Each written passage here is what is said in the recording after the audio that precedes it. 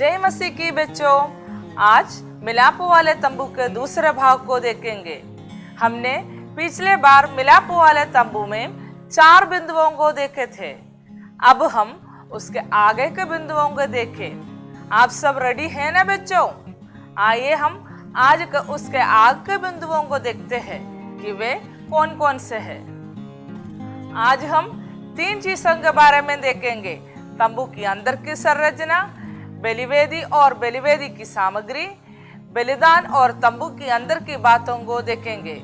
आज हम ये 3 मुख्य बिंदु को सीखेंगे। फर्स्ट, तंबू के अंदर की संरचना। सबसे पहला है आंगन का द्वार।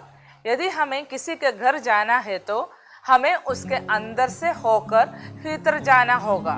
वैसा ही इस तंबू के भीतर आने के लिए द्वार बनाया गया था। इसके बारे में हम बाइबल में निर्गमन 27 का 16, 38 का 18 से लेकर 20 तक हम देख सकते हैं। मिलाप वाला तंबू एक ऐसे विशाल जन समूह की छावनी के बीच स्थित था जिसका संख्या कम से कम 25 लाख रही होगी। छावनी के चारों दिशाओं से तंबू तक पहुंचने के लिए चौड़े मार्गों का प्रावधान किया गया था, लेकिन पृथ्वी की किसी भी इमारत से बढ़कर इस इमारत की विशेषता यह थी कि 150 फीट लंबे तथा 75 फीट चौड़े इस इमारत में प्रवेश का द्वार केवल एक ही था। यह द्वार एकमात्र द्वार पूर्व दिशा में था। परमेश्वर का मंदिर परमेश्वर की कलीसिया का प्रतिरूप है। वहां प्रवेश का एकमात्र द्वार इस तत्व का प्रतीक है कि परमेश्वर की कलीसिया में भी प्रवेश द्वार एकमात्र ही है। यूहन्ना 10 का 9 में पढ़ सकते हैं। अब हम मिलाप वाले तंबू के फाटकों को एक एक कर जानेंगे। पहला, एकमात्र द्वार जो हमारा यीशु मसीह है। दूसरा, विशाल फाटक। यह फाटक 20 हाथ लंबा वरन 5 हाथ ऊंचा द्वार था। इस द्वार को भीड़ से बचकर स्वतंत्रता पूर्वक प्रवेश किया जा सके ऐसे बनाया गया था। तीसरा, मनोहर द्वार। इसमें 4 प्रकार के रंगों से सजा हुआ यह द्वार हमारे प्रभु यीशु मसीह की सुंदरता को दर्शाता है। यह 4 रंग है। पहला, मलमल, यीशु मसीह की पवित्रता को दर्शाता है। दूसरा, नीला धागा, परमेश्वर की स्वर्गीय महिमा को दर्शाता है। तीसरा, बैजनी धागा, यीशु मसीह के राजत्व को दर्शाता है। 14, लाल धागा, प्रभु यीशु मसीह के लहू से छुटकारों को दर्शाता है। अब हम देखते हैं 14 बिंदु। कभी बंद नहीं होने वाला द्वार। 5वां, असाधारण फाटक। 6वां, 4 खंबे पर लटकाया गया फाटक पर्दे। 7वां, पूर्व दिशा में स्थित फाटक। इन सभी फाटकों के बारे में भी हम पढ़ सकते हैं। अब हम द्वार से आगे बढ़कर आंगन की ओर चलते हैं। आंगन के बारे में हम बाइबल में निर्गमन 27 का 8 और 9, 38 का 9 से लेकर 20 तक पढ़ सकते हैं। मिलाप वाले तंबू की आंगन की लंबाई 100 हाथ, चौड़ाई 50 हाथ तथा ऊंचाई 5 हाथ की थी। आंगन के कनात की ऊंचाई 5 हाथ की थी। यह बटी हुई सूक्ष्म सनी के कपड़े के पर्दे से बना हुआ था और 60 खंभों पर लटकाया गया था। रस्सियों से पीतल की कुर्सियों से बांधा गया था।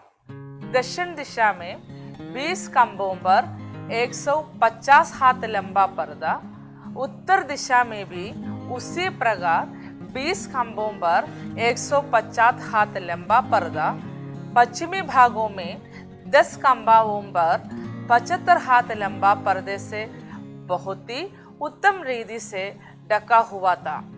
पूर्व भाग 3 भागों में विभाजित था। विभाजन इस प्रकार था: 15 + 20 + 15 = 50 हाथ। 50 हाथ चौड़े पूर्व भाग की दोनों अलंगों पर। 3 खंभों पर 15 हाथ चौड़े कनात से बांधकर स्थिर किया गया था।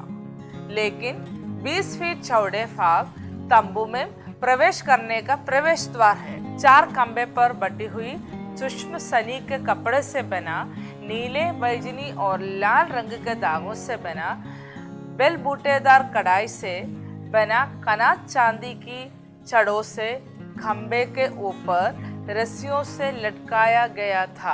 आंगन की सुरक्षा में उपयोग किए गए वस्तुएं। पहला, आंगन का पर्दा। यह पर्दा आंगन की सुरक्षा के लिए लगाया गया था।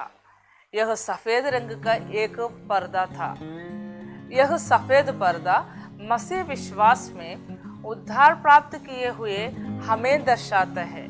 दूसरा, बबूल की लकड़ी से बना पित्तल का बड़ा खंबा जो पर्दे को थामे हुए है।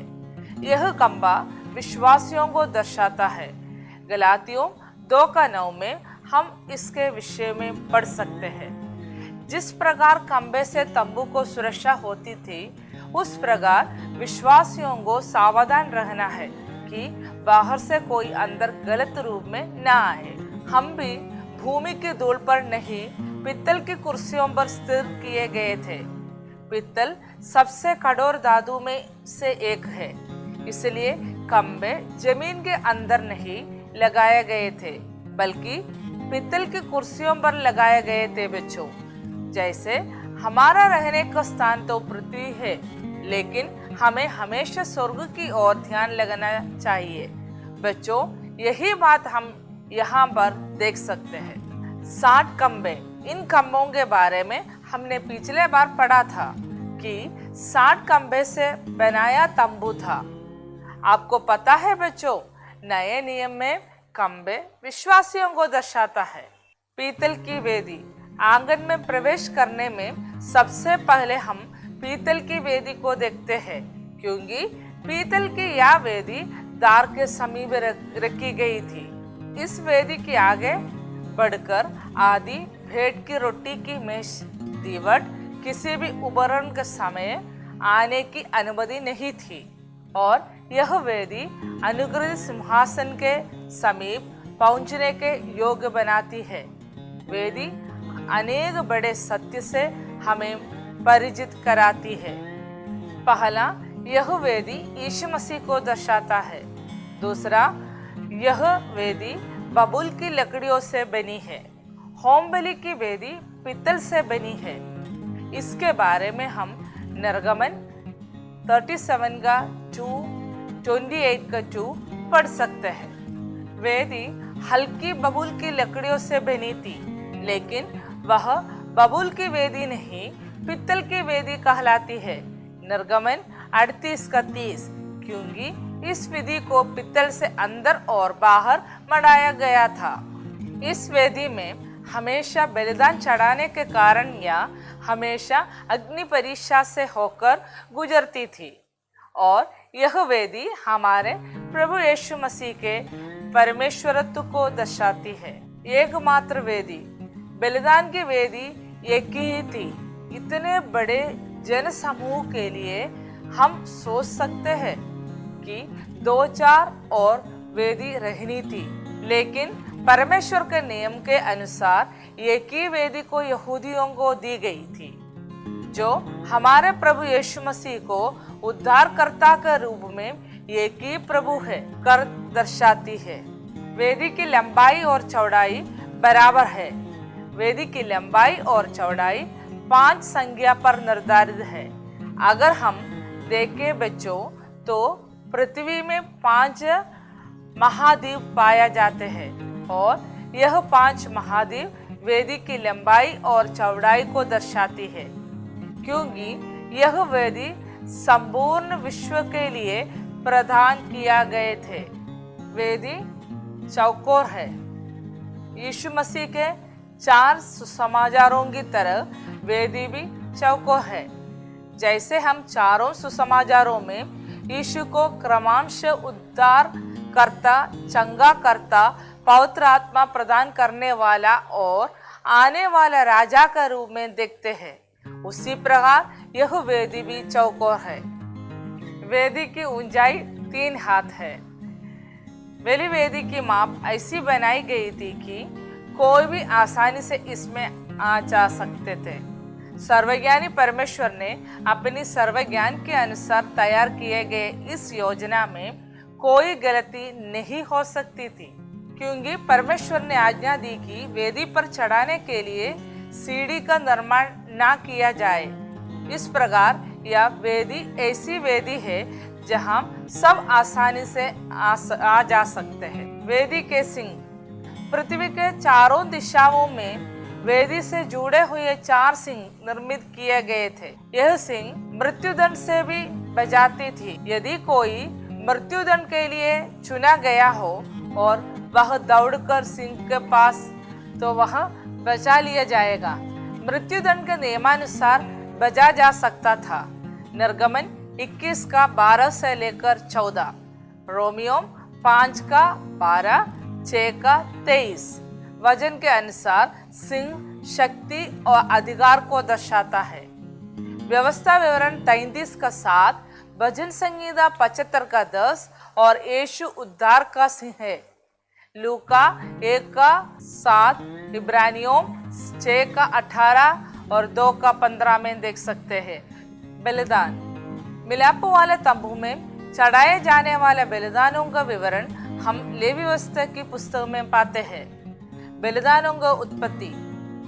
बलिदानों की उत्पत्ति हम ऐसे देख सकते हैं कि आदन वाटिका में अर्थात पृथ्वी के आरंभ से ही बलिदान की गई थी। बलिवेदी के कड़े और डंडे। यहूदियों की यात्रा के समय बलिवेदी को उठाकर ले जाने के लिए परमेश्वर के नियमानुसार कड़े और डंडे बनाए गए थे। वेदी के लिए 4 पित्तल के कड़े तथा बबूल की लकड़ी के बने तथा पित्तल से मड़े 2 डंडे थे। पित्तल की वेदी को उठाने का तरीका गिनती 4 का 13 से लेकर 15 में हम देख सकते हैं। वेदी पर से राख हटाकर एक उस पर बैगनी रंग का कपड़े बिछाना होता था। यह कार्य हारून और उसके पुत्र के उत्तरदायित्व था। परमेश्वर की महिमा का प्रतीक है बैगनी वस्त्र। बलिवेदी के उपकरण।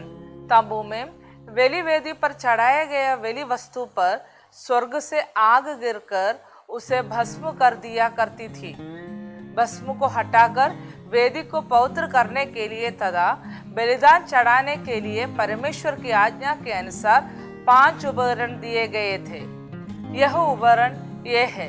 पहला, कटोरे। बलिदान होने के बाद वेदी पर बची हुई राख उठाने के लिए इस पात्रों में भरकर उसे निर्धारित स्थान पर फेंका जाता था। यह एक ऐसा पात्र है जो वेदी में प्रमुख होता था, इसलिए हम भी ऐसे पात्र बने जो प्रभु के लिए उपयोगी हो सके। दूसरा, फावड़ियाँ।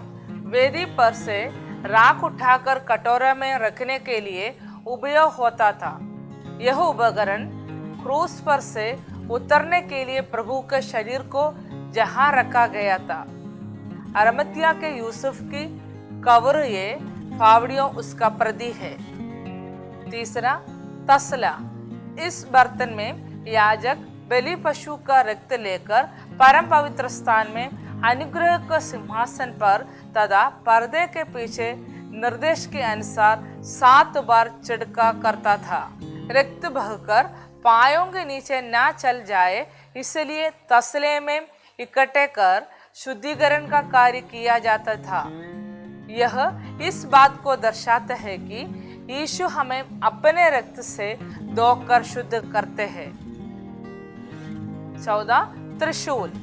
वेदी पर रखे हुए मांस को जो कोई भी हिस्सा आग से बचकर नहीं दूर अगर पड़ा हो तो त्रिशूल से उसे उठाकर भाग में डाल जाता था। ये संपूर्ण समर्पण को दर्शाता है। 5वां, कराचा। वेदी की राख हटाकर शुद्धिकरण करते समय चाहे यात्रा में ही क्यों न हो, वेदी की आग ना बुझे, इसलिए आग इस पात्र में सुरक्षित रखी जाती थी। इजरायलियों की यात्रा में यह वेदी भी उनके साथ यात्रा कर रही थी। कहाती उसे अपने कंधों पर उठाए ले जाते थे। वेदी पर की आग बूझनी नहीं चाहिए थी। बलिदान। बच्चों, बाइबल में हम 5 प्रकार का बलिदानों को देख सकते हैं और हम इसके बारे में आपका ज्योत्सना दीदी का क्लास में देखा है। पहला पाप बलि, दूसरा दोष बलि, तीसरा होम बलि, 14 अन्न बलि, 5वां मेल बलि। बच्चों, आज हमने मिलाप वाला तंबू का बाहरी निर्माण को देखा है। मैं आशा करती हूँ आप लोगों को समझ में आया होगा और मैं आग्रह करती हूँ बच्चों कि आप मेरे पढ़ाए हुए 2 पाठों को सुनकर मिलाप वाला तंबू का एक नक्शा बनाकर मुझे दीजिए, जिसमें मुझे समझ आए कि आपको कितना समझ आया है। आप इसमें अपने माता पिता की और निर्गमन की पुस्तक की सहायता ले सकते हैं। और बच्चों, हम आने वाला हफ्ता मिलाप वाला तंबू के आगे के बिंदुओं को भी देख सकते हैं।